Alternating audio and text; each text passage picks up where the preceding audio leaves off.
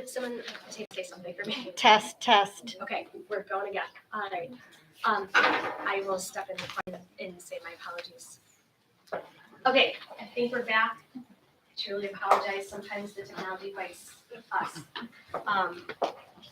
My apologies. Our sound disconnected and we had to restart our feed. For anyone still joining us, I'm so sorry. I know we had 50 people connected and I hope they all can join us. All right, I apologize. Please pick back up where you were. For the candidates, you each have a green card, and the purpose of that is if any of you would like me to repeat any question, just hold up your card and I'll be able to do it, okay? Yeah. When it's your turn to speak, right?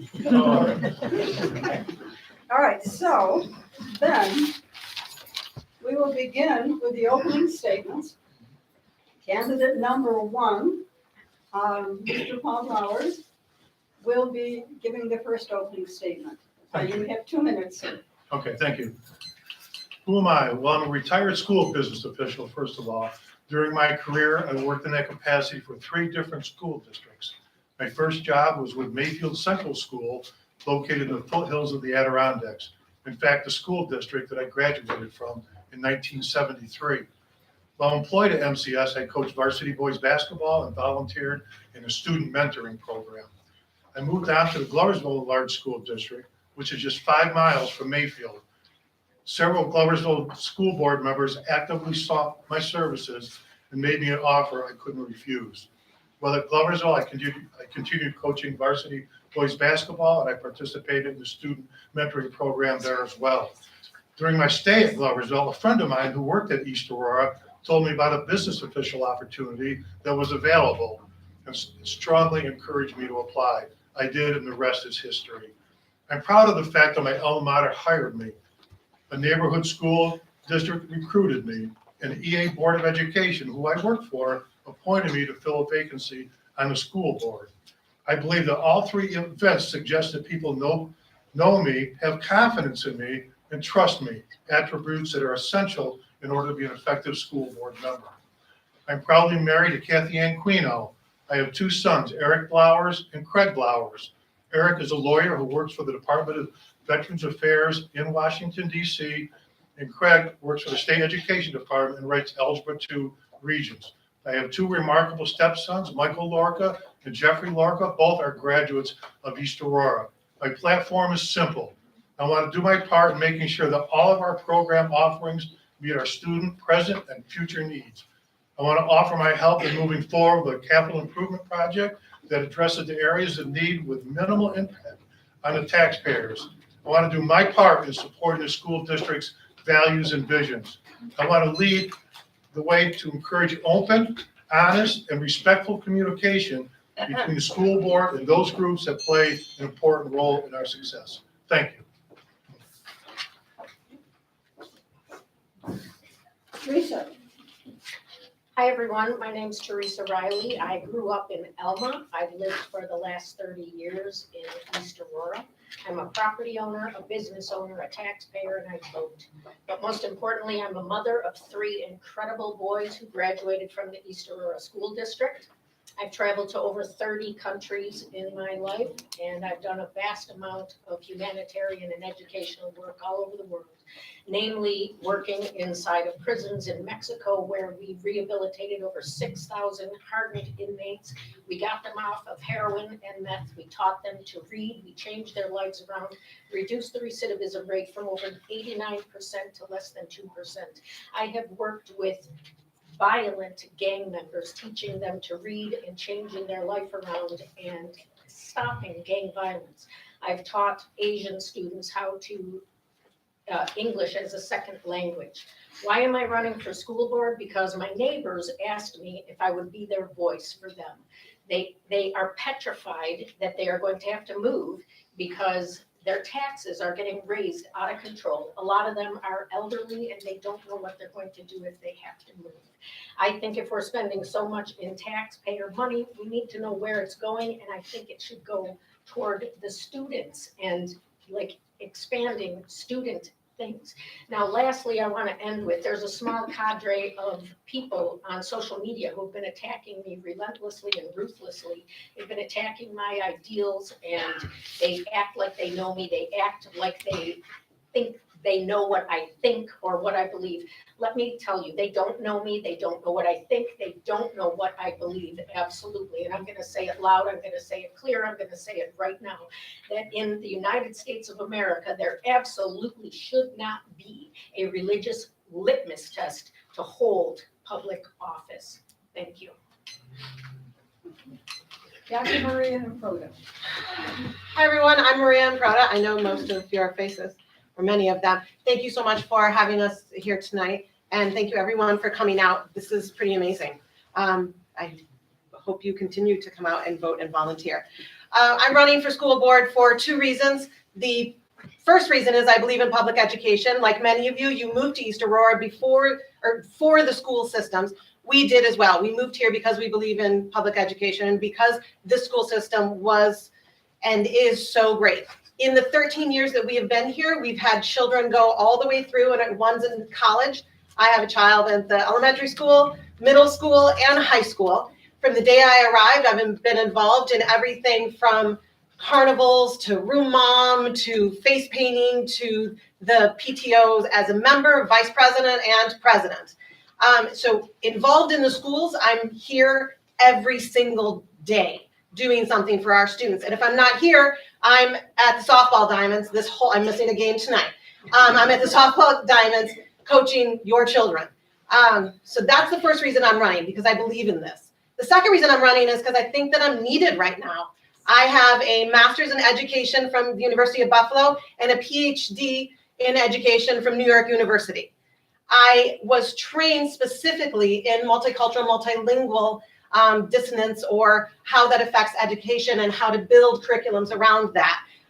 So right now, all these terms that are being thrown around, I love them and I'd love to talk about them. But I can talk about them from actual analytical research that I myself have done and that others have done as well. So I am running because I believe in education, I believe in our education, and I trust the faculty, staff, and administrators who are specifically trained in their area, more than I am and more than other parents are. They're specifically trained in their area to teach our children. So I trust them, and I also trust our children to rise to the occasion and show their own potential. And I also believe in the fact that I've been trained to create dialogue in diverse situations. That's why I'm running. Okay. Terry with an I, O Weiler. Thank you. Good evening. First of all, I'd like to thank the League of Women Voters for hosting this very important evening, and thank all of you for this beautiful, gorgeous evening coming out to listen to these important pieces of information that are going to be given. My name is Terry Weiler. I am currently Vice President of our Board of Education, and this is my 9th year of representing your children. I'd like to start by telling you my story. I'm one of 6 kids born and raised south of Rochester. I received my bachelor's degree in elementary education from St. Bonaventure University. After marrying my husband, I moved to New Jersey, where I earned my master's degree in special education. I worked there for 10 years, teaching 6th grade social studies and reading. 22 years ago, my husband and I moved to East Aurora while pregnant with my first child to be closer to my family. We have 3 children now, and I've been fortunate enough to be able to stay home with them.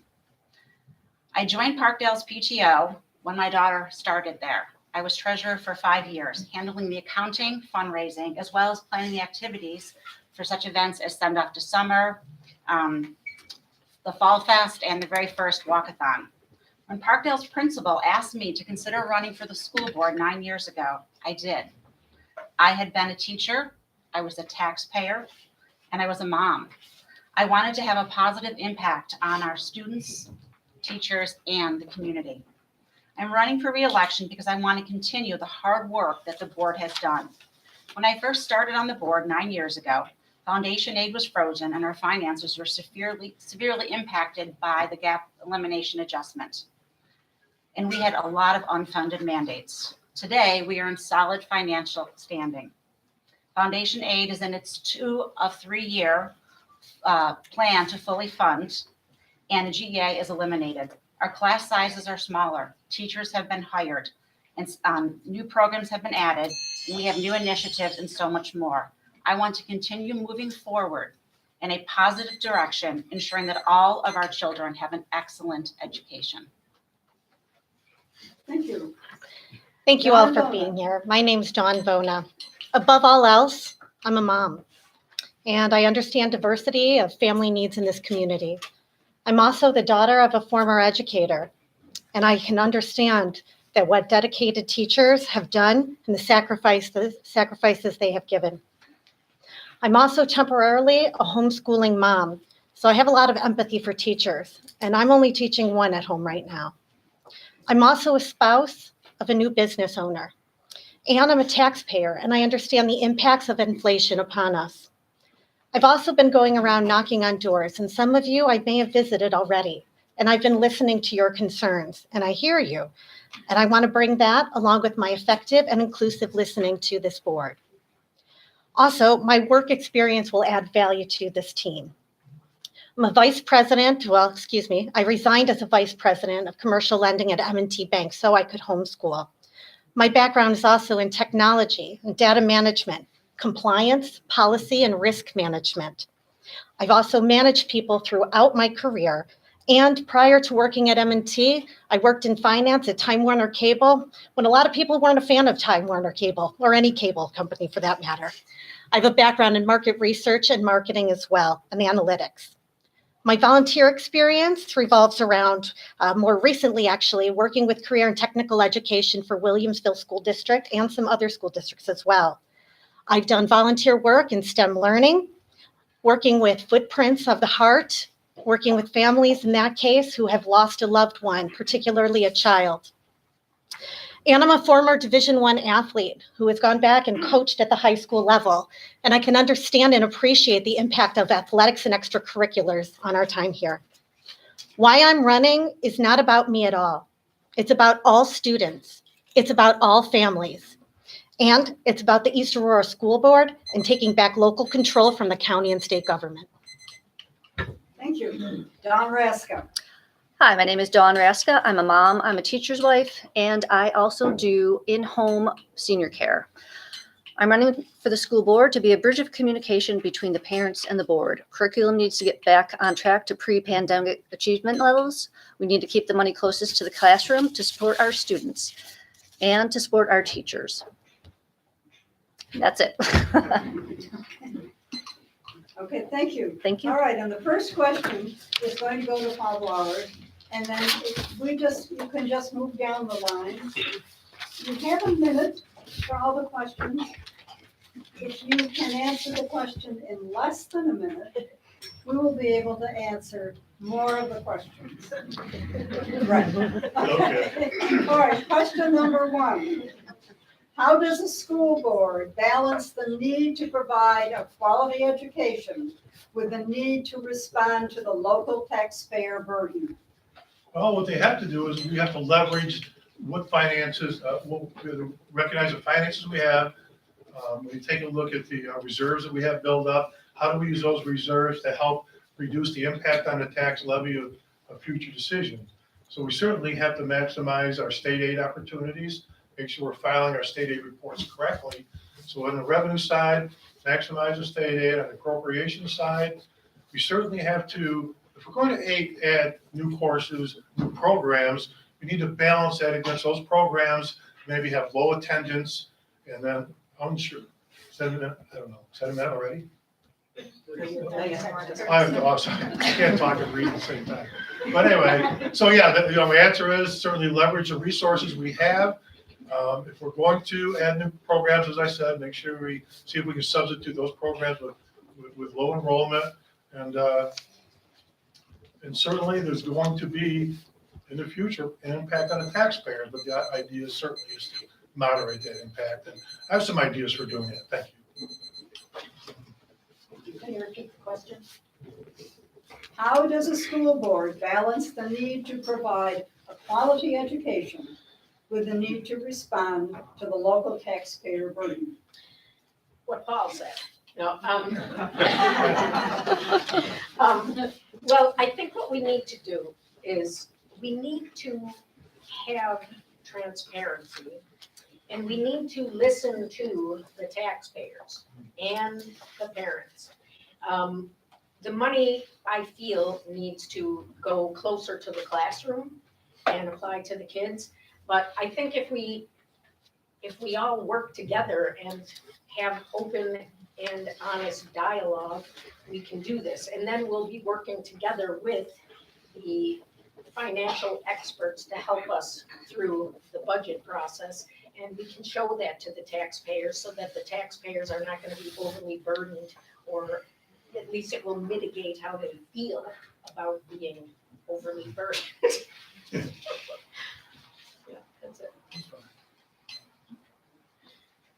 Maria? So quality education is expensive, and I think we know that. But how do we balance that? Well, we balance it, like Paul says, by creating budgets, by looking at where money is being spent and where it's not being spent. And we actually, if you receive the Challenger, that is actually done. And when we talk about should that money go closer to the classroom, well, that's kind of where we're spending it. One of the things in the budget was there was new Chromebooks. Another thing was there was going to be purchased, they're purchasing new equipment for everybody. Anyway, it is in the classroom. It is in the classroom right now, and that's where it is going, and that's where we're spending our money. And it's also to help the taxpayers understand exactly, like you said, exactly where that money is going. But we are, and if the taxpayers are reading what's written, like for example in the Challenger, and if they're asking the questions, like where did this new seating come from? Where did this come from? Then they'll see that that's where it's being spent. Carrie? Yes. So as I think you all know, we have district values and visions, and each year we update our vision. And it's from these values and visions that the budget is determined. And so you have to balance. Mr. Russ very often shows on our budget presentation a triangle. You have to have your priorities, and you have to have your values and visions, and you have to be able to have a balance, the trade-off between the three of them. Starting back in the fall, our district with the Budget and Finance Committee gets together and they start coming up with ideas what should and should not be put in the budget. And I can assure you that the taxpayers are thought of continuously. As a matter of fact, this year, the tax cap was at 3.08%, and we as a board decided to lower it to 2.9%. Now you may say that's not much, but with inflation being the way that it is, anything is going to help us at this point. So we are very conscious of the taxpayers, and we are trying to balance all three of those things. Thank you. So in order to balance the student education and what we're hearing from the taxpayers, we must listen to all stakeholders. We must have two-way dialogue between the community, between the parents, between the school board, and other folks that can help inform the budget here. So transparency into the budget process is one way that we can start, and also inviting the public in. And it's not just the public asking questions, it's also responding and dialogue around there. I think we can also look at some creative solutions. Personally, I'm fiscally responsible. So when we need only to spend a certain amount of money and keep taxes low here, we need to find these other options in order to have the return on investment that we want. And of course, keeping the funds closest to the classroom so our students can benefit the most is how we definitely want to spend our money. And I think that the community and parents and students would also appreciate that too. John? I think we need to look at it again. I know that there's a lot of people I talk to who are upset that it's going up yet again. And there are things that we can do. There are other school districts that we can see what they did in hard times and, look at the bigger picture of, is this being properly spent? Could we get a better price for this? How about, what if we think outside the box for something else? Do what other people do when they have to tighten their budgets for the taxpayers and the stakeholders, but yet keep it close to the students. I'm done. Thank you. Are you finished? I'm finished. Okay, all right, okay. The next question goes first to Teresa. What is your, a two-part question. What is your understanding of consensus and why is it important on a school board? Consensus. Well, I guess that would have to do with democracy. And when people, it's actually comes down to agreement. Consensus would be agreement. And if there is not agreement, then people need to communicate more until there is agreement. You have to have a certain reality with the people you're talking to, and you have to be able to communicate with them so that they can understand you. And if they're not understanding you and they are in disagreement, well, you need to talk more. That's all it is. You need to have open dialogue. And that is what consensus really is. And that's what it means to me. And if I don't understand something or someone disagrees with me, I'm always open to talk to them.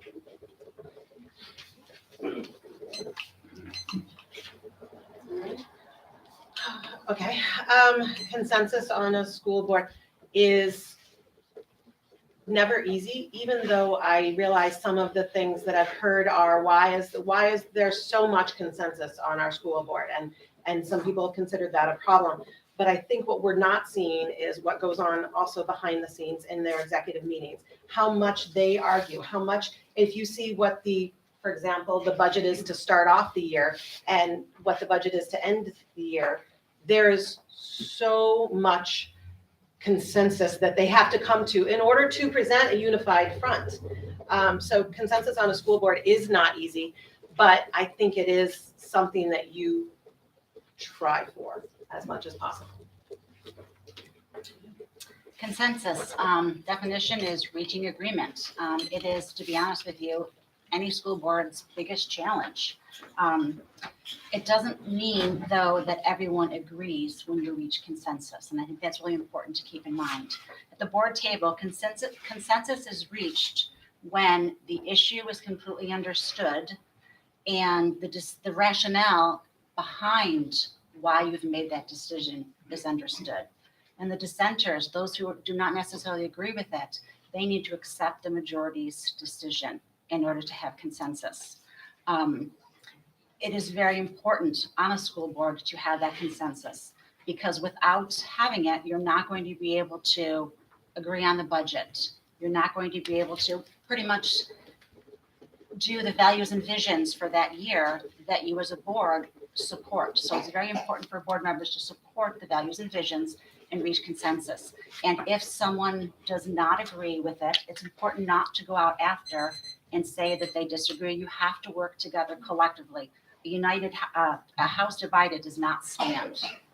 Thank you. So my understanding of consensus and the importance on a school board, first, I think it's important to listen to and understand diverse voices. Understanding what's important and what's at stake in these cases. I think with some cases where decisions need to be made public, they should be made public. And that the community should be aware of that and the dialogue behind it. We don't want to continue with 7-0 votes in this community. We need to understand why these decisions are important, how people feel, and the dialogue behind it. I also think it's important with my background in change management that we communicate the why behind our decisions as well. Thank you. I think consensus is important, but at the same time, we don't have to agree on everything all at the same time, because sometimes we need to look outside the box of what we're doing to make sure that we're providing what we can for all students at all times, because this is really about the children. You know, egos get involved, and that's not the place for it. We're here for the students, and that's what I want to do. I want to communicate so we can have better things for all students. I'm done. Oh, Thanks. Yeah, thank you. Well, by definition, consensus means a general agreement.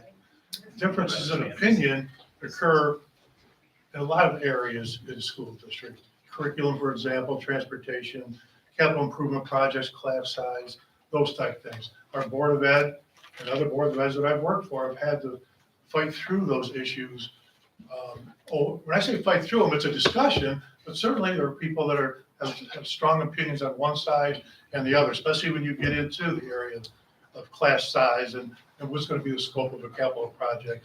But in the end, keeping in mind the general agreement definition, general agreement needs to be made. And it's important that board members accept the decision and move on to other matters at hand. Okay, thank you. All right, the next question, which is question 3, goes first to Maria. How do you feel about the list of rules currently in place for community comments at board meetings? How do I feel about the list of rules currently in place for, how do I feel about it? So I think I'll say this several times, but how I feel about a list of rules really is not important. If those are the rules and I'm at the community meetings, then I will absolutely follow those rules. So my opinion doesn't really matter at this moment, because when I go to those board meetings, I follow the rules. For 8 years, I was on the Delegate Assembly Committee, which is part of the Erie County Association of School Boards. And at the very end of the meeting, we have a 60-second round robin. And it was during one of those round robins that it was brought up to everyone's attention that we're the only school board who did not impose time limits or restrictions on the number of visitors or pretty much anything concerning community comments. And everyone was shocked. They could not believe that we did not do that because everyone else was already doing that. So this year, when things got, board meetings started to get a little more disruptive, and people were spending literally 20 minutes giving their community comments, that's when we decided that we needed to rein it in for not only for the board's sake, the administrator's sake, but for the community's sake, because they were there listening to everything. So we decided to do what the other school districts in the area were doing, making it the 3 minutes, making only a certain number of people on each thing. Thank you. I think rules like we have in place today suppress free speech. I think there needs to be one rule at the board meeting when communicating, and that's mutual respect. And clearly in East Aurora, there's a desire to be heard and to have dialogue. I think we can take opportunities for hot topics to take place away from the boardroom here and away from these meetings. We have the opportunity to create community forums or focus groups. That's what I'd like to see. Ongoing respect, freedom of speech, and communication throughout the community that includes dialogue between the school board and the community. Thank you. John? I think that the community rules, especially if you're trying to get a point across that is a little more elaborate than 3 minutes, is a little tough. And sometimes when I listen to the comments, I do have more questions. And I wish we had a smaller forum where those questions could be taken to have a little dialogue going on. So I understand why there are rules, but I do hope that the board will look at possibly creating a extra set of community meetings so we could all get our voices heard. Thank you. I totally support the rules. It's, people lose sight of the fact that the school board meetings are a business meeting. A lot of times the board of ed only gets together most time during the year just for that school board meeting. We're interested in what departmental reports that we hear from the high school or certainly the elementary school or the middle school. We certainly don't want to be held hostage. We want to make sure we can stay with the agenda. We can cover the items on the agenda. Most of us work. Not everybody works. Somebody here doesn't. But anyway, we have long days, and it is a business meeting, and there are other things we care about. And I think keeping somewhat of a framework, I think you can say what you need to say in a short period of time. And certainly, we would hope that we could maybe expand that. But the important thing is that what's being said at the community comments is truthful. It's helpful to us, and sometimes it's not that way. And sometimes it's exhausting listening to things when we're getting accused of things and things are pointed directly at us, when in fact, we're not in a position to respond. And so, yeah, I think we need to keep it right where it is. And if things change down the road, I would support that. But not right now, no. I believe that we need civil discourse, and the rules were put in place to handle a problem. Obviously, one side thinks that the problem was handled and the other side thinks that it wasn't. When I used to work in Washington with the Foundation of Women Legislators, when we had something like this, what we used to do is we would bring up the problem, and if there was not time to talk about it in general session, we would have a breakout session, and people that wanted to discuss that problem, we would go and discuss that problem, and we would come up with a solution for that problem. So maybe that is a way that we can resolve this problem, because we do have to have discourse from the community, we have to have it, but we also have to be able to handle it in such a way that it is good for both sides. All right, so question 4 goes first to Terry. How do you plan to support special ed in our schools? As I said previously, my master's degree is in special education, and the reason that I chose that for my master's degree is simply because I realized that as a regular classroom teacher, you're dealing with not just one child, but you're dealing with every child, and no one is the same. So I decided to go get my master's in that. When I taught, I had students from all different classifications, so I understand how important it is to support special education. And that is something that in our district, we have people that actually move to East Aurora for our special ed program. And I'm very proud of that program. We have incredible psychologists. We have 4 of them. We are hiring additional academic intervention service teachers for this upcoming school year.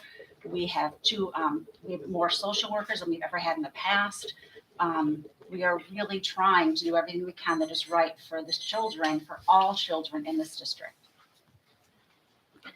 So the question was, how do I plan to support special education?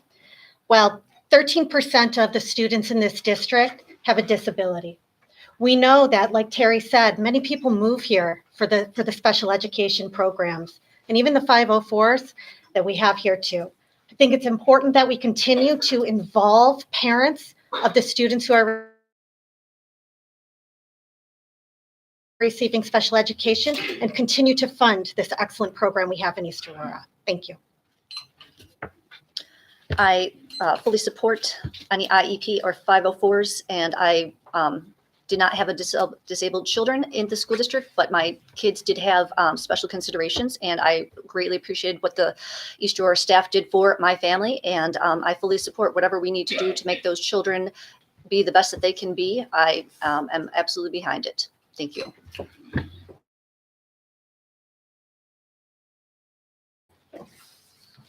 Well, I've always said, I tell my wife all the time, you have to know your limitations. This certainly is my limitation. What I will tell you for sure is our director does an outstanding job, has a handle on what we're doing here in the area of special ed. Our teachers are outstanding, reports back to the school board, and certainly when I've worked here, it's amazing the job that they do. The principals are well versed in this area, and especially the superintendent. I worked closely with him for 10 years, a little over 10 years here, and he has a heart, a big heart. In the area of special ed, it really comes out. And even when we're going through the budget processes or we're going through the hiring process or deciding, what direction to go, I say you got to know your limitations. I listen. But he just has some good plans, and it's always the special ed children that comes first, and then certainly his leadership trickles right down into the administrative group and the Board of Ed. So again, I need to know my limitations. I follow their lead. And if I have a question, I ask it, and I get really solid professional answers. Thank you. Thank you. Yeah. Teresa? So how would I support this special ed program? Well, first of all, I want to say that being a parent of a special needs child has got to be the hardest job in the world. Being a special education teacher is the second hardest job in the world. I fully support the efforts that the parents and the teachers are doing. And I think that if we can get more coordination between the parents, more parental input, I think it would go a long way. I know that they work together now. I'm not saying that they don't, But it's very hard. It's a very, very hard thing. And I fully support the IEP and the 504s that are in place. And I would encourage a lot more parental involvement with the special needs kids. Marie? Two things. One is that if you have read the budget, one of the things that came up, and if I understand it correctly, we will now have, instead of sending many of our BOCES students out of district, they are now going to be in district. And what that means is that is a 11% decrease, I think it's 11.5% decrease in what we're spending, which means we could put that money towards their classrooms and towards their aids and towards the things that they need. So I think that's amazing, and I think that the district is trying to come up with creative ways to and just help all of our special education students. But also I said that we moved to the district, and one of the reasons why we moved to the district 13 years ago is because we had a child that was visually impaired. He's great now, he's great, but the school helped him through that.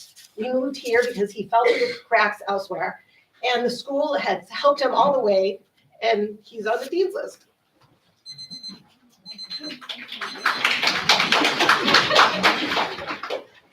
Folks, please hold your applause to the end of the meeting. We want the candidates to say as much as they can and to answer as many questions as they can. All right, so we're ready to go on to a fifth question. And it will go first to Don. How do you feel about the board establishing and posting their board goals? So every board should have goals and objectives. I'll be honest, ours aren't posted on the website, or at least anywhere that I can find. So I've heard about the vision of the school board. I'm aware of objectives at the administrative level, but not for the school board. So I feel that they're important to the success of any organization, because how are you supposed to measure success without goals and objectives? Thank you. I agree. I think we should have our goals posted. It is unclear of what the school district is trying to accomplish when it comes to our students. How do we base, if we're doing well or if we're not doing well? I would like that. So I have to agree with her. Thank you. Yeah, well, kind of along the lines of what's been spoken here. We talked about it recently, what our goals are. I don't think they were set for this school year. We're certainly going to make sure that we'll have goals set for next year. And things were, seem like people can blame a lot of things on COVID, but things are crazy around here. Some things took a backseat this year. I know our policies, we certainly got to bring those up to date. We have been identifying board goals. Certainly will happen this year. We've already had discussions on it. When I say discussion, we've been asked to write down our board goals. We'll go over them at some point, and maybe it's next board meeting. I don't know. So yeah, there's a little bit of a misstep there with the goals, and we have a plan for improvement, and I expect that we'll meet all our requirements at that point. Thank you. Teresa? Great, thank you. Yeah, I think we need to have board goals so that the board knows where they're going. Because if you don't have a goal, then you don't know where the end of the race is. So I think it's really important that we have board goals that are outlined and people know what they are. So perhaps this year they could be written, and then everyone knows where the board is off to. That's it. Maria? I think that there are goals that the board has. I haven't checked to see if they're written down somewhere, so I'll take your word for it. I do know that many of the visions come from Mr. Russ, and they filter down, and the board tries to help the rest of the district fulfill those visions. So if that's something that could be looked at, then great. But I think that there are goals in there, even if they're not explicit, they are implicit. And those goals are to educate the children. Our board president and myself met with, via webinar, was a representative from NICE, New York Association of School Boards back in, I think it was March. And one of the things that we talked to him about was establishing board goals. It's not something we have done in the last few years, but after that conversation, we decided to, over the summer, have a board training with him, bring him here and actually go through and discuss our board goals and how to start that process. Well, in preparation for that, we've already met as a board. We stayed late one night after a board meeting and went through what we considered our priorities for board goals, keeping in mind that board goals are completely different than the school district's goals, completely different. So we are in the process of doing that. We are hoping to have our board goals finalized in the next month or so before the reorganization meeting, definitely. But we do plan on having training this summer concerning how we continue to implement that process. Thank you. All right, so question 6 goes first to Don Raska. Do you believe that children with mental health diagnoses should be entitled to receive special education services? Why or why not? Could you just repeat that one more time a little slowly? Certainly It's a can. little longer than I thought. Do you believe that children with mental health diagnoses, is that correct? Diagnoses? Okay, yeah. Or with a mental health diagnosis? Okay. Should be entitled to receive special education services? Why or why not? Of course I do. Every mental health diagnosis should be made accommodations for any child. It can lead to a learning disability, and if it's not caught early, it will, not let the child live to their potential. So I absolutely agree that a mental health diagnosis should be taken seriously by the school district. Thank you. Well, I certainly agree they should. I was not aware that they did, to be honest with you. In fact, I don't really have a handle on all the services that we do offer and are required. And something I'll probably, based on these questions, have to, if I get elected, spend a little more time on. But well, certainly I do. Special ed is in the news. I mean, mental health services are in the news, whether it's professional athletes or certainly we've heard about a lot in the Olympics, and we hear awful stories of how it ends up for some of our students, but students in general, young people. So yeah, if we can offer any kind of opportunity for special ed services in the area of mental health, I support it, and I would do anything I could to advocate for that. It makes a lot of sense. Yeah. Teresa, Can you repeat the question again? do you believe that children with mental health diagnoses should be entitled to receive special education services? Yes. Why or why not? Yes, okay.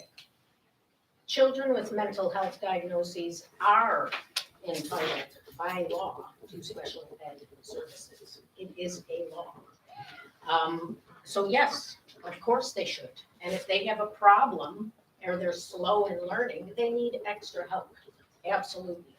My problem that I have is that these kids need, it really needs to be a problem, because what oftentimes happen is the kids get diagnosed and put on drugs, and the drugs make it harder for them to learn.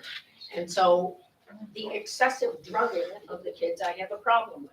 I do not have a problem with special education and extra help ever, because they absolutely need it, and I am all for that. I'm all for it. I just don't want to see my kids, be put on drugs that are in the same classification as meth and cocaine. Okay, the question was simply put, should children that are classified with mental health issues have access to special education? So they should have access to any resources that we have within the school. That includes this year having hired extra social workers and behavioral support specialists in order to address some of the post-pandemic, hopefully we're post-pandemic, anxiety and isolation that they've received. The other things that we're putting into place and are happening now, if you go to any of the sports fields, if you go to the music concerts, if you go to all of these extracurriculars that have opened up right now, that's what else the school is doing to address also these mental health issues. So not only are they building reestablishing their mental health center here in the middle school for K through 12, but they're they're providing opportunities for kids to get out of that isolation and address some of that anxiety and, that anxiety that came about through pandemic. Yes, 2018, there was a law that passed that said all students, K through 12, are supposed to receive mental health education to explain to children the signs and symptoms of mental health, and also to try to reduce the stigma of mental health. There was a survey that was done by all New York State superintendents, and back in 2016, 35% of them thought mental health was a priority. 2019, 67%. In 2021, 80%. So this is a problem that was going on even before the pandemic, but it's something that has definitely been made worse by the isolation of the pandemic. All of our children need to have all of the resources and services that we can possibly provide them so they have an equitable education, so they all leave here being able to be citizens of the world. And mental health, there should be no stigma whatsoever around it. Thank you. All children should be set up for success, and that looks different for every child. It takes a team. It takes work in the school with the parents and other experts here. I should take a step back. A week ago, I spoke to a father, and he had shared with me some information. So my short answer is now it depends. This parent told me that he did not want his daughter to have an IEP, and he felt that the school was forcing it upon his daughter. He had also said that it would be difficult to get rid of the IEP, and he felt that the school district wanted to do this for extra funding. He said that more project-based instruction would be helpful. So I think that this is something that I would like to understand better, but I can say in the short term, success is something that every student needs, and accommodations should be made when necessary. Thank you.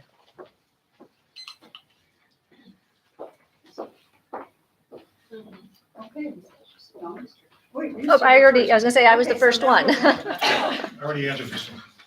Wait a minute. But Next question. Are we going back to one? Time, time. Wait. Okay, Paul's turn. and you folks are going too fast. No, all right. Yeah. So question number 7, how can we improve student discipline?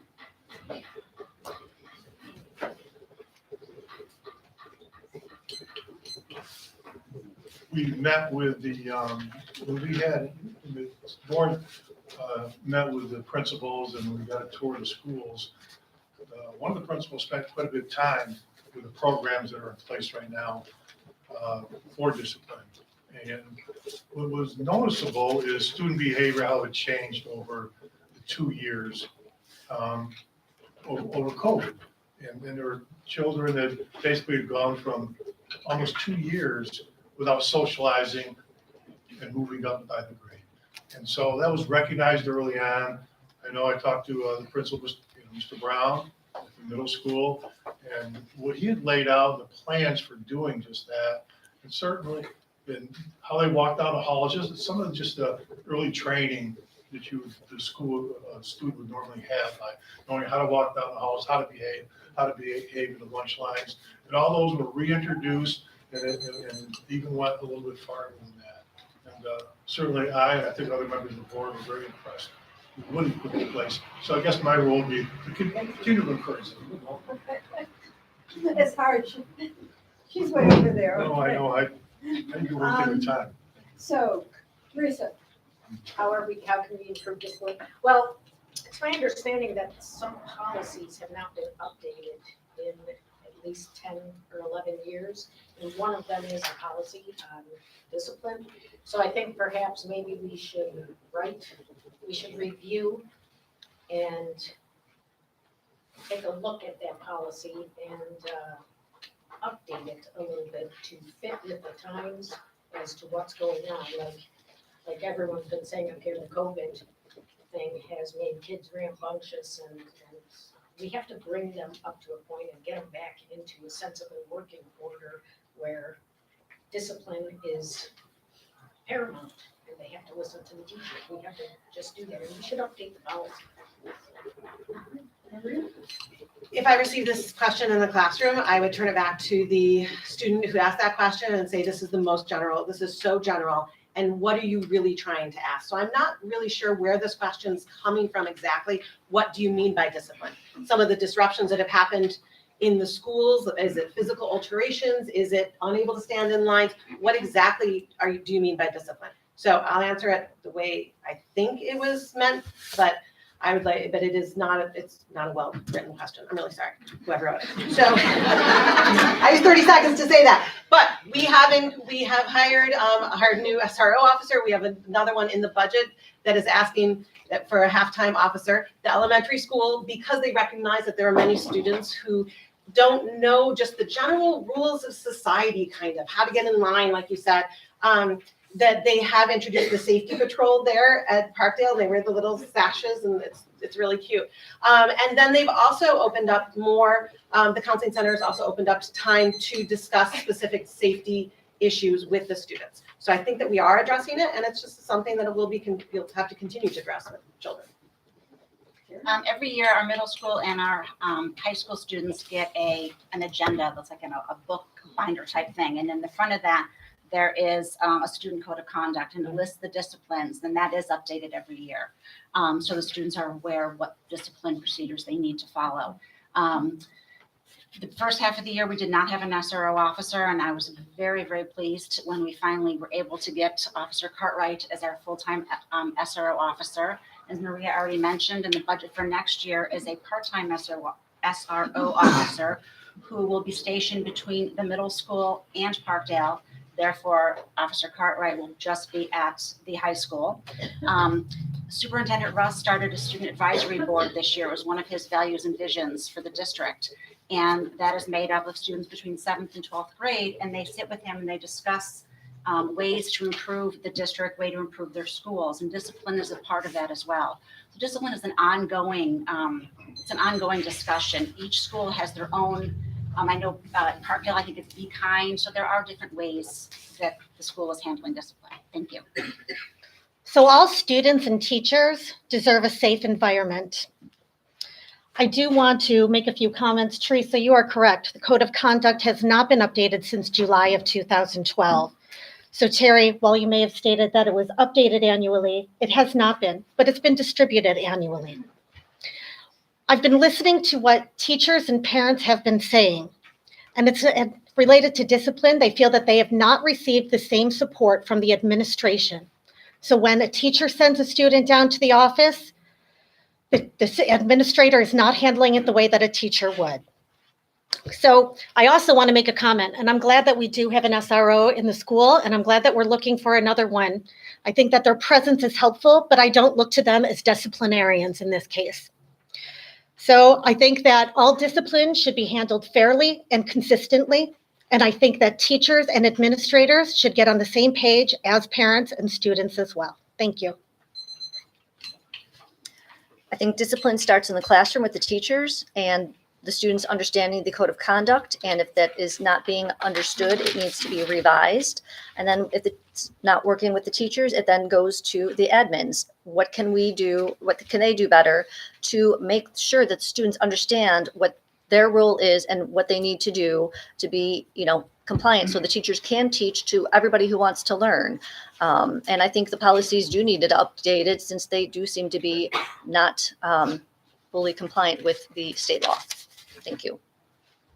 Okay. So now we go to question 8, or what became question 8. And Terry, you be first.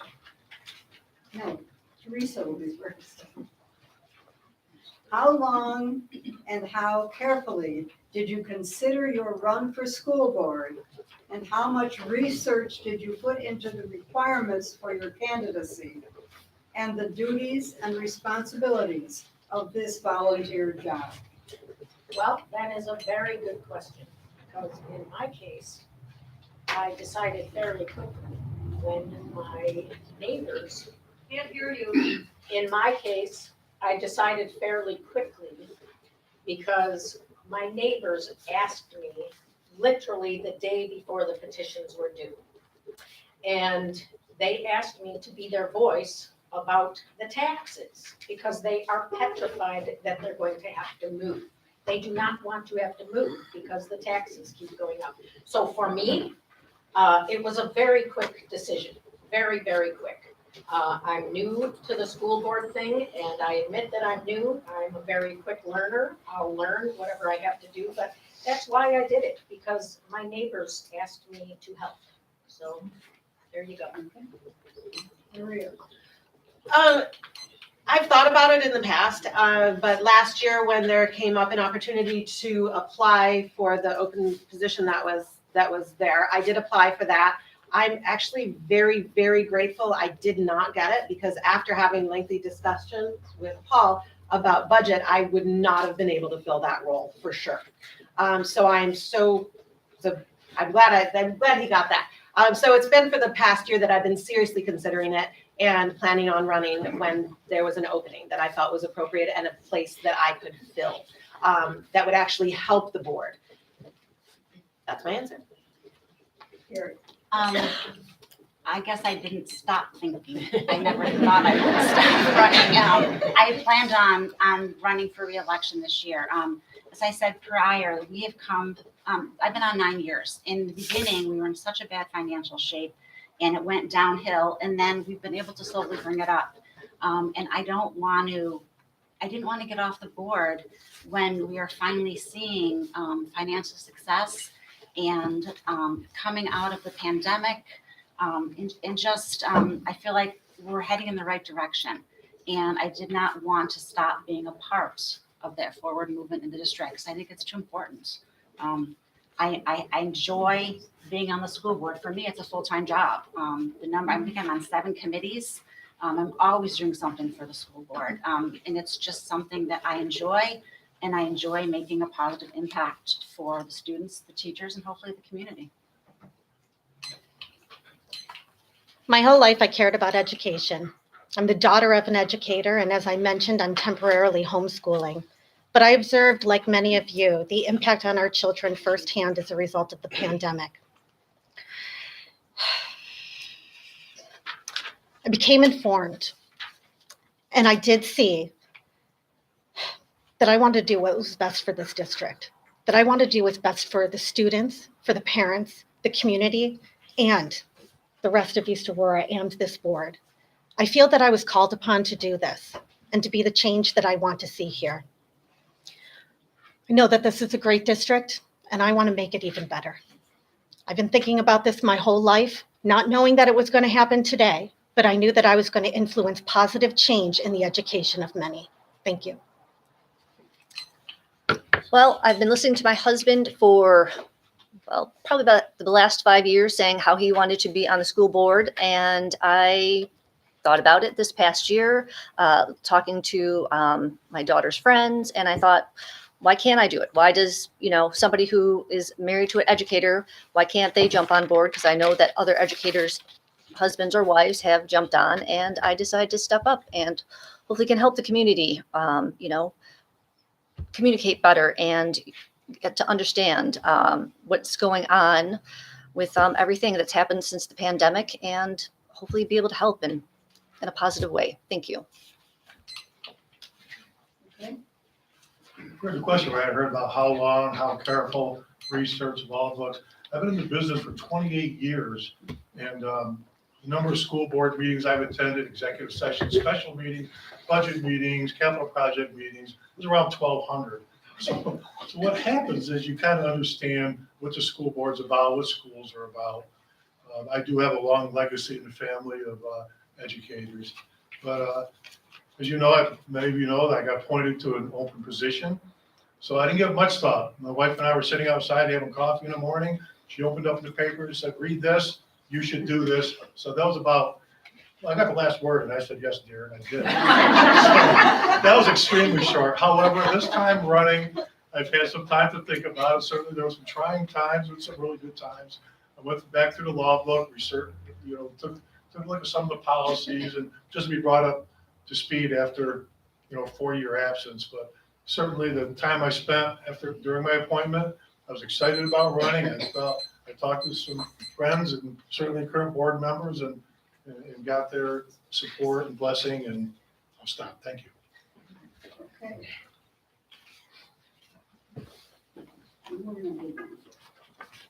Okay. Okay, question 9. And we'll begin with Maria. Your advertiser bios were mostly silent about parent engagement. How is parent engagement a consideration? Once again, I'd say parent engagement in what? Because if you're talking about parent engagement or parent involvement, so I want a more specific question. So I would say if you want to be engaged in the schools, I promise you can. I'm engaged. I'm in every single school, and I know all of your kids. If you're in the high school, I personally handed ice cream to every single one of your students. And I am serious. So if you want to be engaged, if you want to help the schools, you can. So how would we encourage that? That's something I'm really working on. As the president of the PTO, that was something that I really sought to figure out how to get parents to come in, and see what the educators are doing and to see what their students are doing and to understand what is actually happening in the schools instead of sitting on the sidelines and shouting out how you think the play should happen when you're not actually the coach. So I would love for parents to get in, just get involved. You can, every single one of you. Instead of just going to board meetings, you can actually go to school.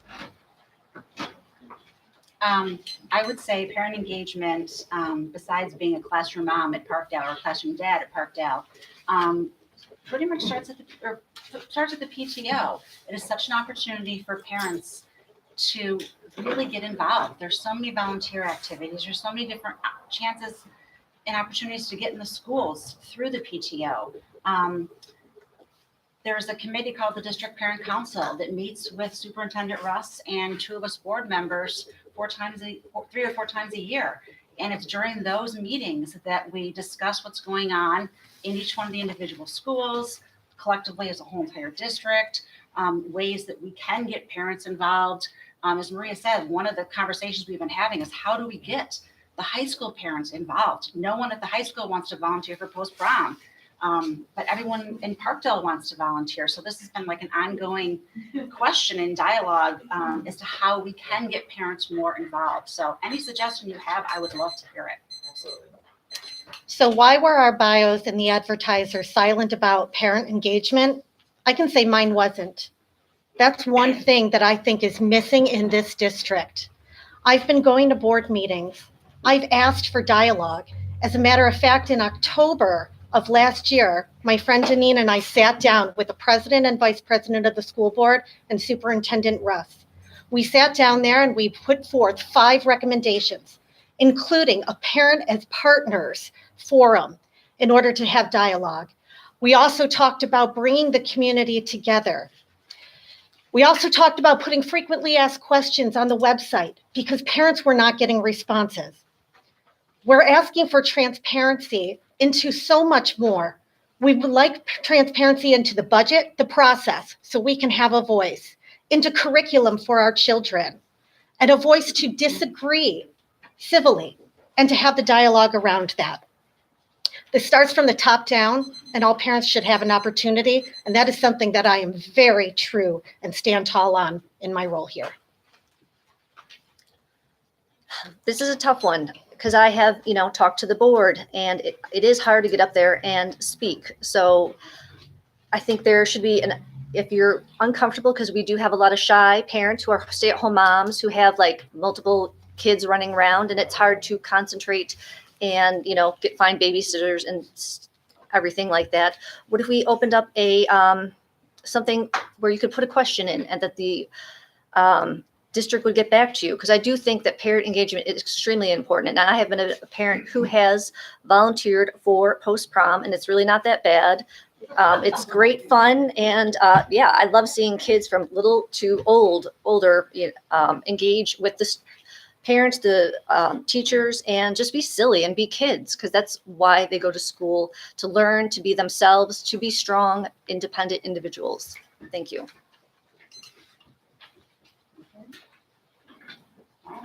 I need the question again. This is a stall test. Your advertiser bios were mostly silent about parent engagement. How is parent engagement a consideration? Well, I only had 200 words to answer the question.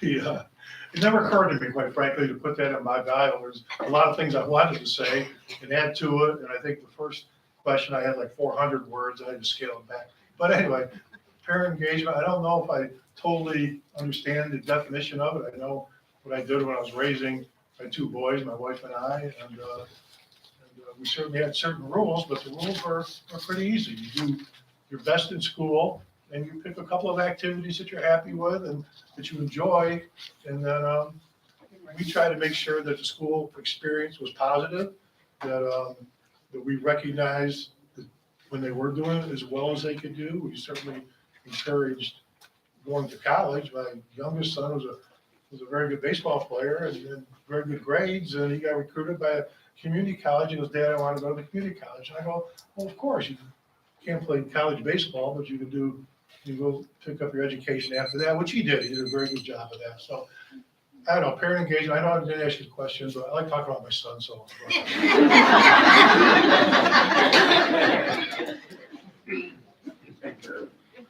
Well, parent engagement, I think, starts at home with engaging with your kids at home first, before they go to school and while they're in school. The school, there's no way, can be a substitute for being a parent, and they shouldn't be a substitute for raising the kids. And Maria, I have to applaud you for everything that you've done. Honestly, I think it's amazing. If you've handed ice cream to every single kid, I think that's fantastic. I think more parents should be doing that. It's your kids. Your kids are going to school, and you want to get the best education for them. Get yourself involved in their education. I mean, she'll show you how to do it. I think that's great. Yeah. Okay. So, let's see. That was me. Oh.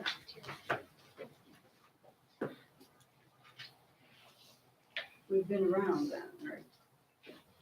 So next begins with Terry, am I right? Yeah. Okay. All right, and there were two questions, and I can't find the other one, but so we'll just use this one. Two questions related to budgeting. And this one says, how can we improve the budget development process? Well, as I said previously, we do have a budget and finance committee that is made up of school board members, administrators, the superintendent, and they start back in the fall planning the budget, which is based on the district's values and visions. It's a long process, and that's why it starts so far early in the year, actually, but it's something that we're thinking of all the time. It's not just from October to end of April. It's an ongoing conversation. The hardest part, I think, for me is understanding the budget. Before I came on the board, you'd look at the numbers and it would be just so difficult to understand what all the numbers meant. The tax levy, the tax cap, are we compliant, are we not?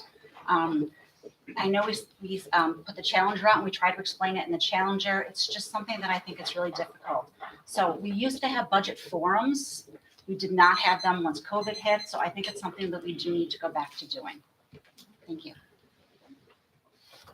So budget development is one of the main responsibilities of the school board, to approve and monitor the budget. How can we make it better? Transparency. It's a simple term. There's a subcommittee for budget development. I don't understand why this can't happen more at board meetings and in public. I also think that there needs to be more dialogue. At the budget hearing last week, I asked 7 questions. I still have yet to receive a response. It's not clear. I wanted to understand why between 1 month and the next month, things had changed. I think that there's more dialogue that can be done and bringing it forth to the board meetings or to the community, and the community. There just needs to be more transparency here, and that's how we can do that and meet the needs, or at least understand the needs of all stakeholders. I have to agree. I think we need better communication because it is hard to understand. At the board meeting that was talking about the budget, you know, they would say, oh, we have more money because of this, but then we have less money because of that. So which one is it? Are we in the plus or are we in the minus? A lot of things didn't make sense to me. I think a little more clarification of what is actually going on would have been better, like showing hard numbers, because I understand hard numbers compared to we have a surplus, but then we don't have a surplus. Makes more sense to me. I'd like to see better dialogue. Thank you. Well, everything makes sense to me. We've been doing it for a long time, not just in this district. Certainly I've been doing it in other districts. The part of the budgeting that you don't see is the amount of time that's spent putting the budget together at the level of the teacher's level, the principal, the coordination of coordination of identifying what students need the most services, what programs are going to work the next year. It's a time-consuming process. And there's a lot of hours and effort that goes into that to define the budget, to set the priorities, and then once that happens, you start putting dollars to it, and you come up with dollars that far exceed the revenue options that we have. And at that point, things are sent back to the principals, sent back to the teachers, and the non-teaching staff, of course, and our B&G departments, a lot of departments. So as we build a budget, there's so much work going on from certainly December, and well, as early as November, really, trying to get all that information together. That information then is brought to the finance committee. We talk about it. We again, review priorities. It gets to the board level and the public. And yes, it seems like the public is the last to learn about the budget, and they are. But I think what you need to understand, I have to stop, is what goes on behind the scenes, and we'll do a better job of maybe identifying the priorities. Teresa? I don't know where the question came from, but it was probably from a concerned taxpayer who wants to know where the money is and how it's getting spent and the process of it. So maybe the behind the scenes things could be recorded so that if you really want to sit through all that, you could watch it and maybe invite public discourse or public questioning during that process where the public is not involved. So maybe that would handle that for the people. Because the budget, I think, is the biggest thing that people don't understand. And I know it's mind-boggling, and it's not really a job that people like to do, but it is the thing that impacts the school, the students, and the taxpayers the most. So it's gotta be the most transparent, I would think. Can you say the question one more time? How can we improve the budget development process? Okay, thank you.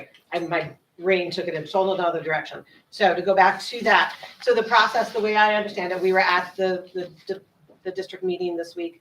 I was representing the PTO, and the budget was explained to us. But the interesting thing is I saw that budget in various forms, as any of you could see, when it was presented. And it was changed at different times to suit the needs and meet the needs of the district. There have been at times when there have been extreme cuts, when there have been these big, huge budget meetings. I don't know if any of you remember when there was huge cuts to music and athletics, and we filled up the whole cafeteria downstairs. That was such a big deal, but we were all there representing and sharing our needs, and the district did what they could to keep as many people as possible, but it was a horrible, horrible process. But we were all involved as a community. There was hundreds of people there. So it's a process, and I appreciate the fact that the community and the board has, as well as the buildings, have a part in that process. So that's the end of question 10. Or no, wait a minute. I'm next. I'm just waving my Yeah, hand. I'm you're next. I know that. And it's the second question that relates to the budget. The biggest driver of our budget is salaries, fringe benefits, and to the tune of 63%. What are your thoughts about teacher salaries and administrator salaries? Well, we have a growing number of administrators in this district. And as I mentioned before, it's important that we keep funds closest to the classroom. That would probably mean more teachers than for administrators. As I mentioned at the last board meeting, our superintendent has given himself a nice bump in his salary. He'll be making $334,000 in his salary, and that includes benefits as well in the next school year. While our teachers are in the bottom third for Erie County. I think that's important that we all are aware of it. In any case, salaries are typically something that are very expensive within any budget that you're looking at. But I think that our teachers, especially the dedicated teachers and new teachers, need to be aware of as well, how this pay is impacting them. They're all here for the right reasons. We know that, though. That's it. Could you repeat the question just one more time? The biggest driver of our budget is salaries and fringe benefits to the tune of 63%. What are your thoughts about teacher salaries and administrator salaries? Well, obviously, teachers are necessary because, well, they support the students, and if without teachers, we would not have a school district. I support teachers because my husband is a teacher. I know the struggles that he goes through, trying to do everything that he needs to do in a day, and sometimes, midnight is not enough time to get what he needs done to get his students' information taken care of. So I am a great supporter of teachers and admins. I do think we have a little excess of admins right now. We're going to have 15 admins for 110 students. I think that's a little excessive. Thank you.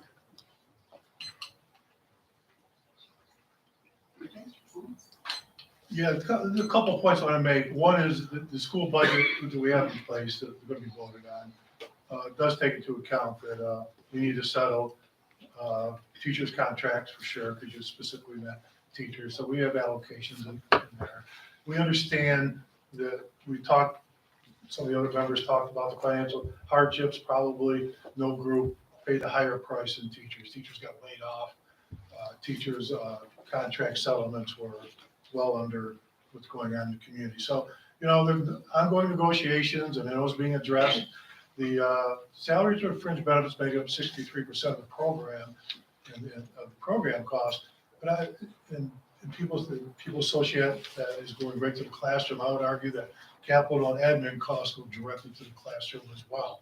The capital expenditures go to maintaining our facilities, keeping them safe, making a good learning environment. Our administration works very hard to make sure our programs are upgraded annually, and they work closely with the teachers. So I would argue that 100% of our budget actually goes to benefit our students. But certainly, a contract settlement would be one of my high priority goals in the near future. It's an interesting question because as a business owner, I know the importance of having really good administrative people. It's also very important to have very efficient administrators. Because without administrators, the administrators drive the engine, The teachers' salaries have been stagnant for a while, and they are the engine. I mean, they are what gives the lifeblood. So, I would think that the teachers, I personally would go for more efficient administrators. And if there's money that had to be had, I would tend to give it to the teachers. It's just me.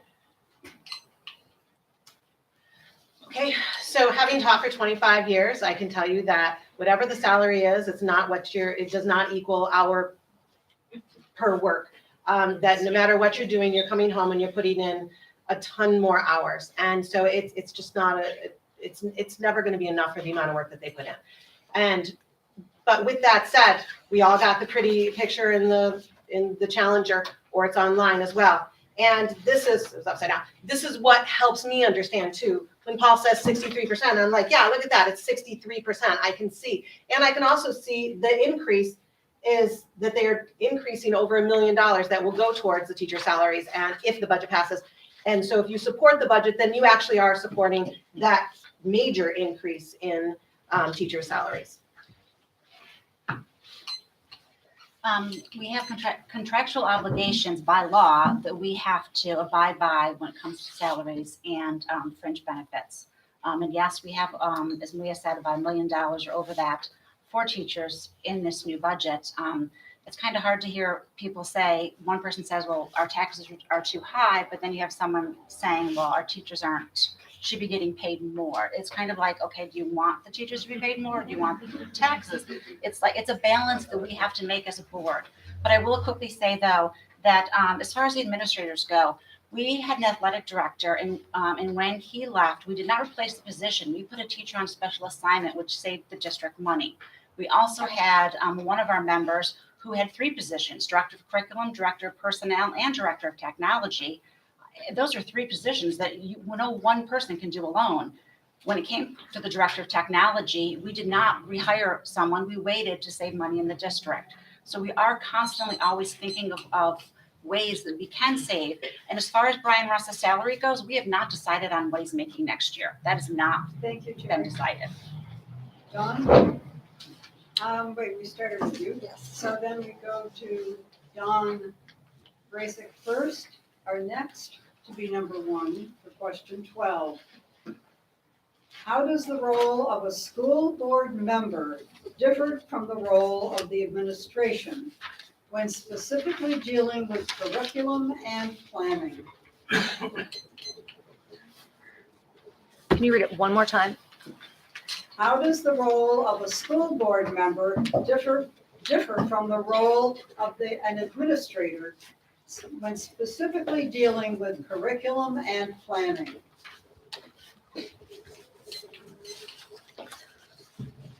Well, I know there's only 3 things that the school board does is curriculum, working with the superintendent, and I can't remember them right now off the top of my head. But I know that we take what the state gives us and we translate it to make it what is best suited for our students. And then, and the admin takes more care of the administrative, like day-to-day budgets and just keep the business going. So I think that is how I understand what the question is supposed to be. Sorry. Not sure if I understand the question. That's my answer. Are you okay? Yeah, I'm done. Well, I'll need the question again, please. how does the role of the school board member differ from the role of the administration when specifically dealing with curriculum and planning? Well, it doesn't differ. We have a partnership. We obviously work together.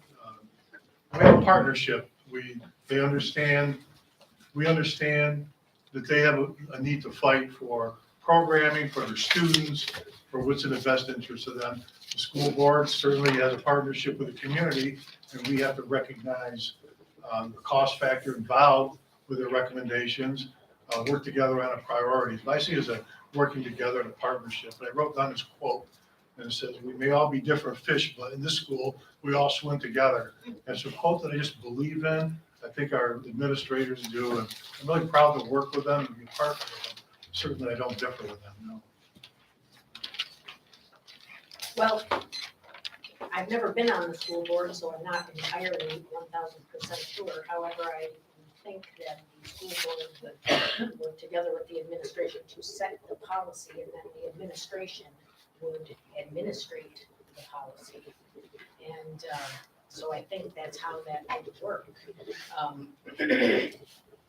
Because other boards that I've been on, we used to set the policy for the company or whatever. And then the CEO or whatever would take that policy and bring it down. However, we did work together with formulating the policy because it had to be workable.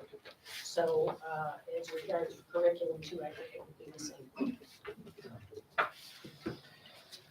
As I will interpret the question, the school board and the administration, along with, and I think it's missing, it should say faculty and staff in there too, but along with the faculty and staff, work together to follow the guidelines given by, in our particular case, New York State, the guidelines given by New York State in the best way that can serve our community. It is never up to a school board to decide curriculum. It is up to the school board to listen to those who are educated in their specific areas, and for the school board to sometimes maybe offer suggestions or to approve new books. In the last meeting, they approved books that to replace books for Spanish that were 25 years old or something like that. But it's never up to the school board administration, and like I said, the faculty and staff and students are all involved. It should be a partnership with everyone. The school board supports the values and visions of the district, and we set the direction of the district to achieve the students' highest performance. And we do that by working collaboratively with the administrators. As far as the curriculum goes, there are learning standards that the district has to abide by. And we need to make sure, what we have to make sure is that the curriculum aligns with those learning standards. One of the committees is the Textbook and Curriculum Committee. And they review, as Maria said, all the textbooks that come in. We have currently a new curriculum director who is amazing. And her role is obviously in curriculum, and she will be doing more with that. And that is something that is definitely needed in our district. As I'm sure you all aware, there's so many different, there's different things, there's different voices out there that have concerns about curriculum. So we really need someone to lead the district in that, and that is what the curriculum director does, and we work as a partnership. So the board responsibilities are around policy, to make and approve those, to hire and evaluate the superintendent, and to approve and monitor the budget. And also, it doesn't hurt to have good communication and challenge the status quo. So what the board can do is set policy around curriculum. The state creates the standards, so the fundamentals here, and the curriculum is done at the district level in these cases.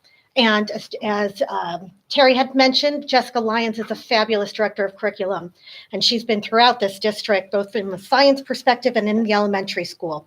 I think that it's important that, and she's bringing forth the curriculum to be shared at the school board meetings, particularly when it is up for review. We do have a subcommittee on the board, as Terry mentioned, for curriculum review and textbook review. But one thing that I would like to see more of is involving parents. And I know in some cases, Jessica Lyons has said that she plans to include parents in some of the discussion, but I'd like to see more of that here. Okay. And so now we're ready to go to the next question. And that will come to Paul. Really? All right. This is number 13. Should it be required that in order to be on the school board, that you should live full-time in East Aurora in order to make appropriate decisions regarding East Aurora students? What was the first couple words? I heard the question, but what was the? Should it be required Okay, go ahead. that in order to be on the school board, you should live full-time in East Aurora in order to make appropriate decisions regarding East Aurora students? Well, I do think that, I do believe that. And we talk about the budget process a lot. Part of the reason we have programs in the budget is because the people in the community know what they want for the children. They do. They want the best, and we offer the best we can do for the dollar. I think the only way you really understand that is to be in the community, to talk to people, and to follow the process year in, year out. And as we went through those hard economic times here, we certainly kept the core courses that were very important to our students and our parents. And then we start to build back and put those programs back in. And the reason we can establish the priorities and agree on priorities is the community involvement, and being in the community is a big asset in that area. Thank you.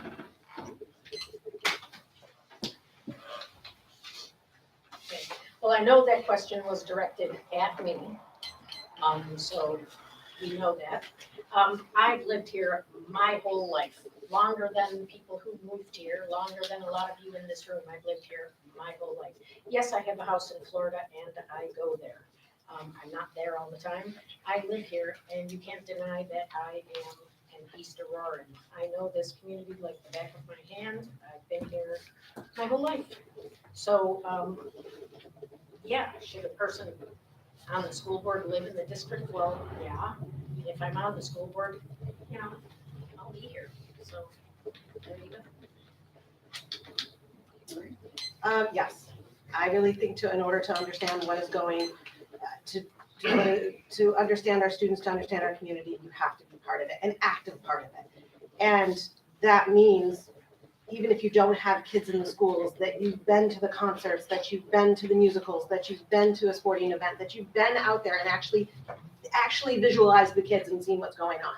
So I think that, yes, you do need to be here. And I also think that you need to be a voting member here. And although you have lived in the school district, you most recently voted in Florida, according to the Buffalo News today. So yes, I will be the third one who says yes, or I'm sorry, the fourth one who said yes. You should definitely live in the district if you're going to be on a school board. You need to get the pulse of the community. You need to understand the needs of all the different students in the community and in the district. And if you're not living here, you're not going to have that. You need to be involved in the community. I know so many senior citizens who go to our concerts. You need to be doing that if you're going to be on the school board. You need to be going to the sporting events. You need to be going to the musicals. And you can't do that unless you're living in our community. So for me, it's extremely important to be here, to be on the school board. So there are established rules and a lot of case law that needs to be decided in this case. Needs to be reviewed and understood. If there are concerns that cannot be addressed, it must be appealed to the Commissioner of Education. And I should point out that an appeal to the Commissioner of Education is not a lawsuit. But I hope that folks that are in this community do understand what the community needs are. Thank you. That was not the question. Excuse me. No comments from the audience, please. I John? have to say, yes, I agree that, if you are going to be on the school board, you have to be part of the community. I know that we talked to a lot of people outside the community, and since we do travel, we invite them to come to East Aurora, and everybody that has ever come to East Aurora has fallen in love with the community and appreciated it and said, I could see myself living here because you're such a unique, diverse, interesting place to live with the Roycroft, and all the other attractions that we have. So yes, I do feel that you do need to live in the community. Thank you. Okay. And that's the end of the questions, so everybody can take a big sigh of relief. And it's not the end of the questions. There's this many questions. There are a few in here that were redundant, but these are all questions that were asked. I shifted them around and tried to get to as many different topics as possible. There's no way we could get to all of them. But now we're ready for closing statements. Candidates will be having 2 minutes to make their closing statements. And I think I need to remind you that you should not be mentioning each other when you're speaking. You should be talking to what you intend to do. You may make some, but this should be your closing for yourself. It can reiterate things that were important to you tonight, but there shouldn't be anything that could be considered a personal attack by anybody. And you have 2 minutes, beginning with Dawn. Teresa Raska. And we'll be working, I'm sorry. It's fine. It's fine. Dawn Raska, and we're coming back this way. Okay, my priorities are communication, making things easier for stakeholders to understand. I would like to see less executive board sessions at time and see that it be more open to engagement to the community so we can understand what is going on. Because sometimes I don't understand what is going on and I can't explain it to somebody else if I do not understand it when I'm asked questions. And just keeping things simple because, we have a large, from young to old, and we all have to be engaged with each other. And the easier it is, the more people can explain it to each other. Thank you. As a mom, a daughter of an educator, a homeschooling mother, a spouse, a taxpayer, and somebody who's listening to the community, I want to be clear on what I stand for. I stand for family values. I stand for parent engagement. I stand for local control, transparency into board decisions, to the budget process, curriculum, accountability for following law and policy. I want to keep spending closest to the classroom. I want to also consider policy for teaching controversial subjects, which in Erie County, East Aurora is one of the 29 school districts, the only one that does not have a policy on teaching controversial subjects. That includes the transparency and communication on those topics to parents and giving parents the opportunity to opt out, especially if it goes against their religious values. Why I'm running is not about me again. It's all about all students. It's about all families here. And it's about giving back the East Aurora School Board local control, taking it back from the state and the county. Thank you. Yes, first of all, I'd again like to thank our hostesses for this evening. Hopefully it gave the community a better understanding of who each of us are. I sit before you wearing many hats. I'm an East Aurora homeowner of 22 years, paying town taxes. I'm an owner of a commercial building supporting 8 local businesses in the village, paying village taxes. I'm a former teacher with a master's degree in special education. I'm a past PTO treasurer of 5 years who was involved in the accounting, fundraising, and planning of activities. I continue to volunteer for the PTO, recognizing its importance to the students and to the district.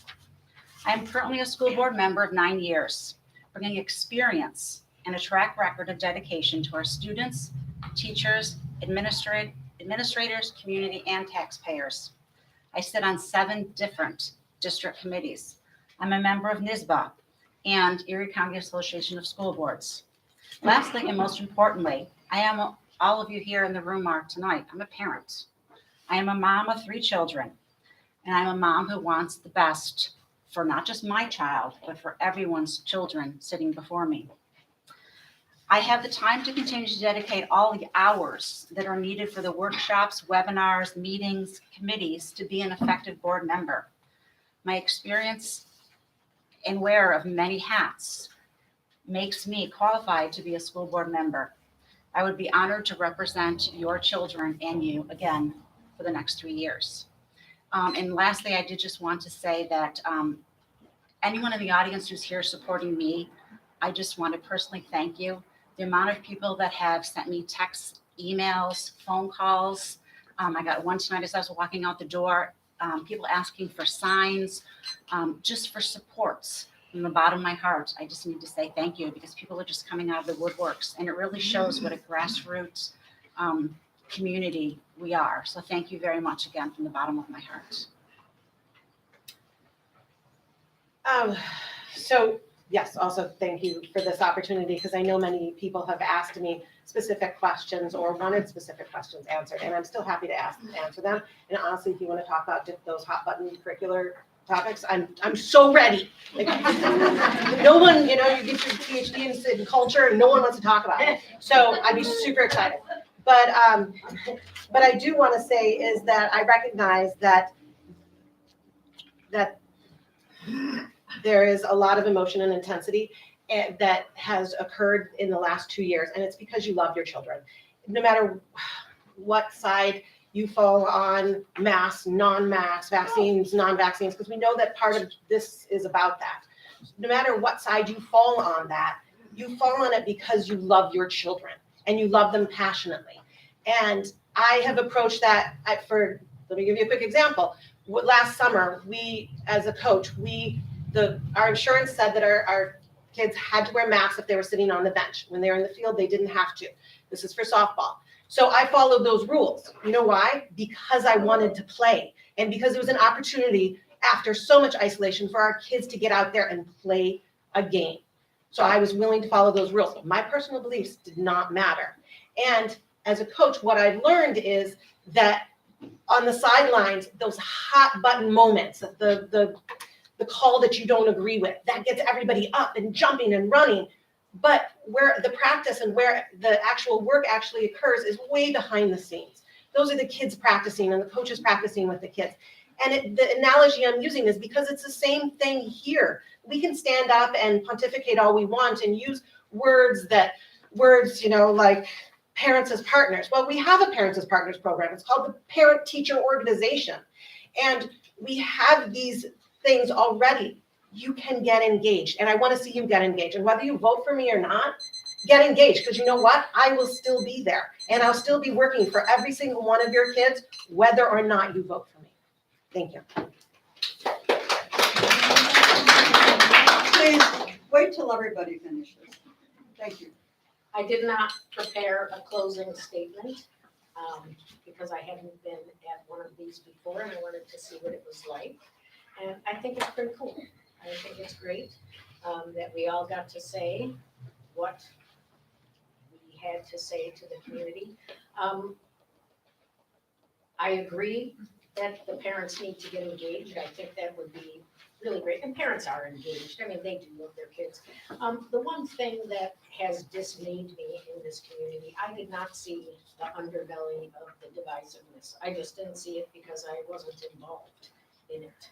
And I think that we all need to, in the words of Rodney King, just get along and start having civil discourse so that you can understand each other, because this fighting is like, it's childish. And children learn what they live. And if they are being taught by their parents to bully other people when they see their parents bullying other people, well, that's what they are going to grow up to be, bullies. And if we're educating the kids in the school, that's certainly not what we should be teaching them. There have been nationwide bullying programs going on all over, and here in our beautiful little town, that's what's happening. I find it very dismaying.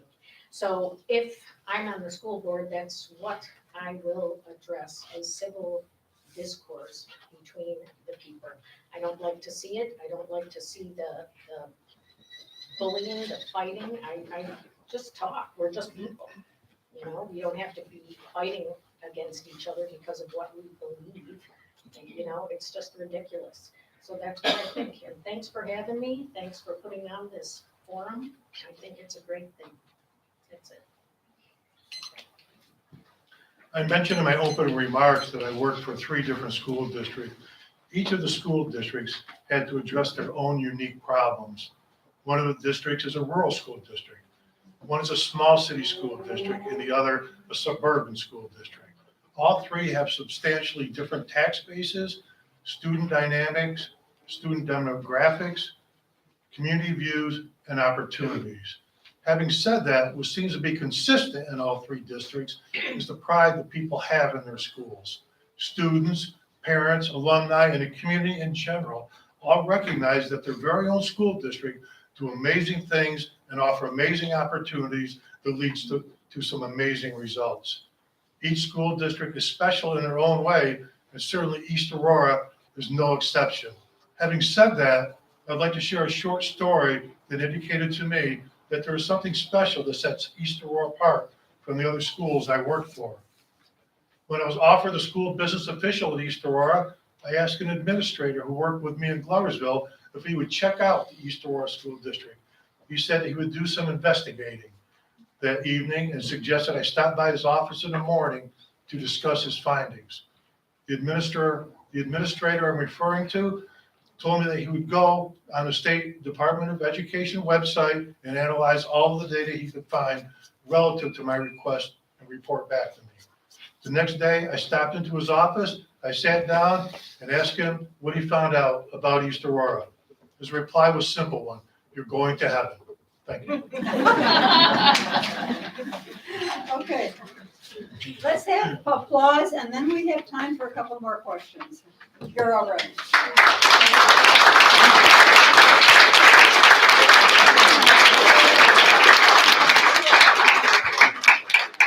So going around, we do, all right, we do have time. So Teresa, you get the next question, okay? This is question 14. This has to be a record, folks, but anyway. As school board members, you will be required to follow New York State mandates. What will your approach as a school board member be if confronted with a New York State mandate that you do not agree with? Very good question. Well, I think that the school board or any board that is close to the ground of where they are working needs to evaluate and analyze the ground where they are. Because those mandates are set from high above, and the school gets money for following the mandates. And if the mandate does not reflect what's actually happening in the area, I think the school board needs to use executive decision and their common sense and do what is right for the community that they serve. This is a tough question, but not a tough question. Once again, my belief in those mandates, and we know what this is referring to, but my belief in those mandates is irrelevant. It is it would be the responsibility of the school board to ensure that we are following the guidelines as set down by the state.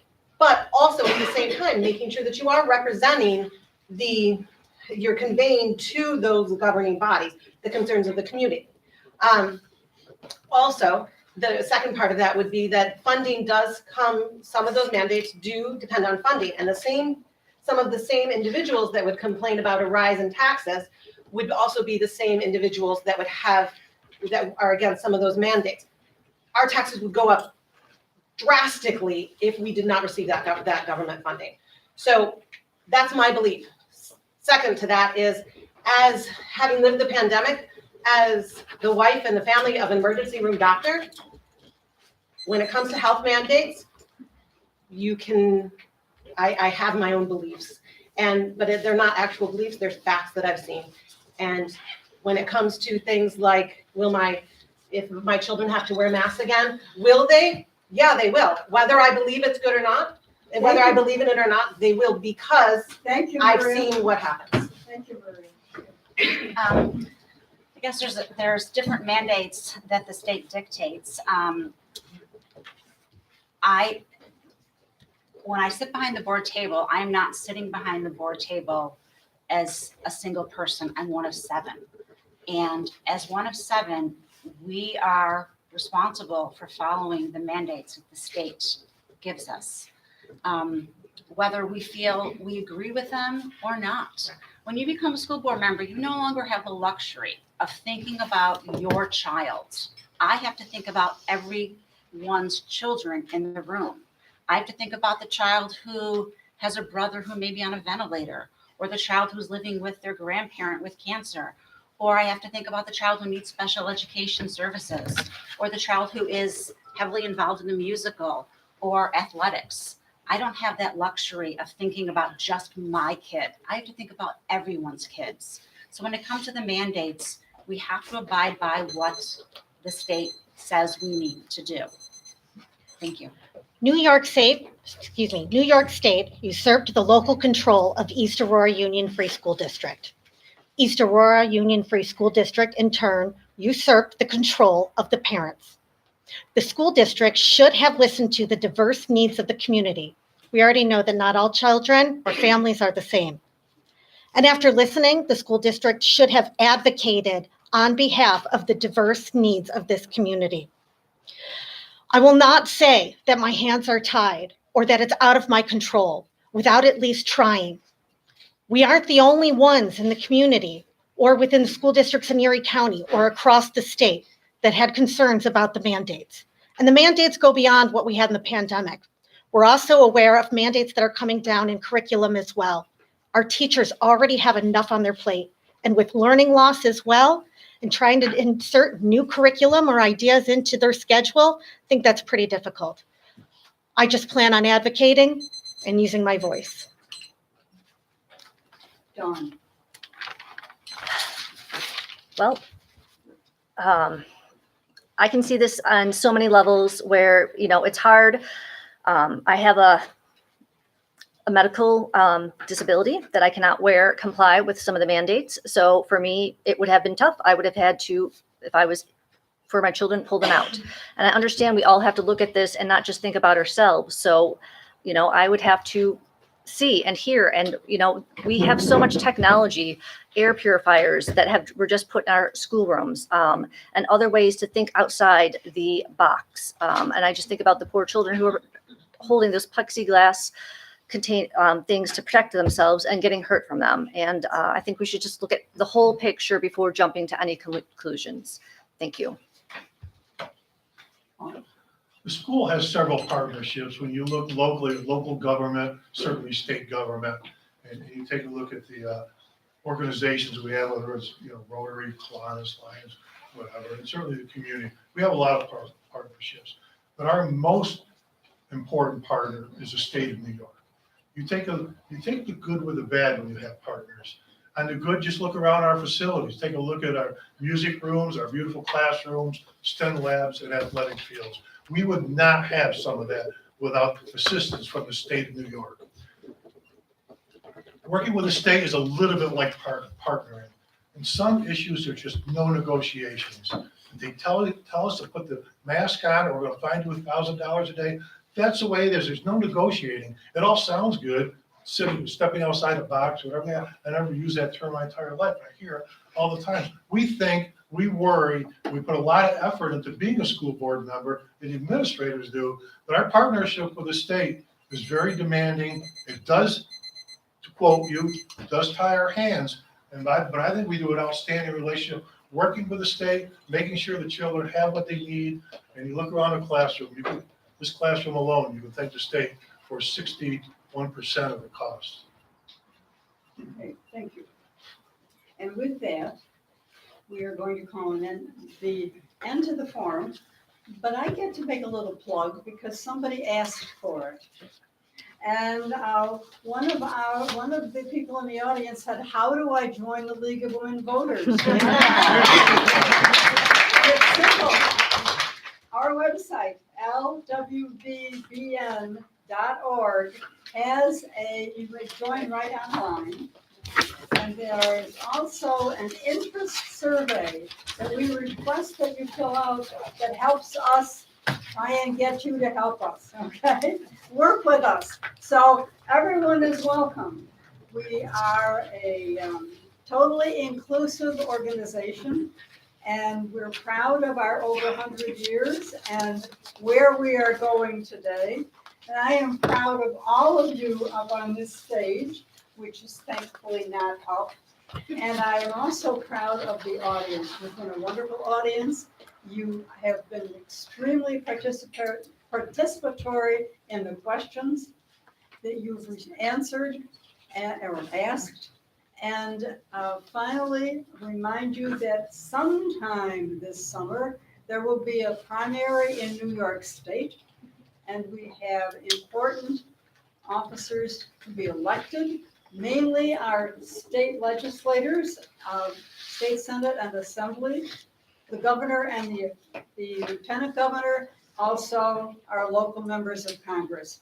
And we all don't know yet what districts we're going to be living in. But anyway, thank you so much for coming, and make sure you vote on the 17th and that you vote in state and local elections. I hope to see you all again.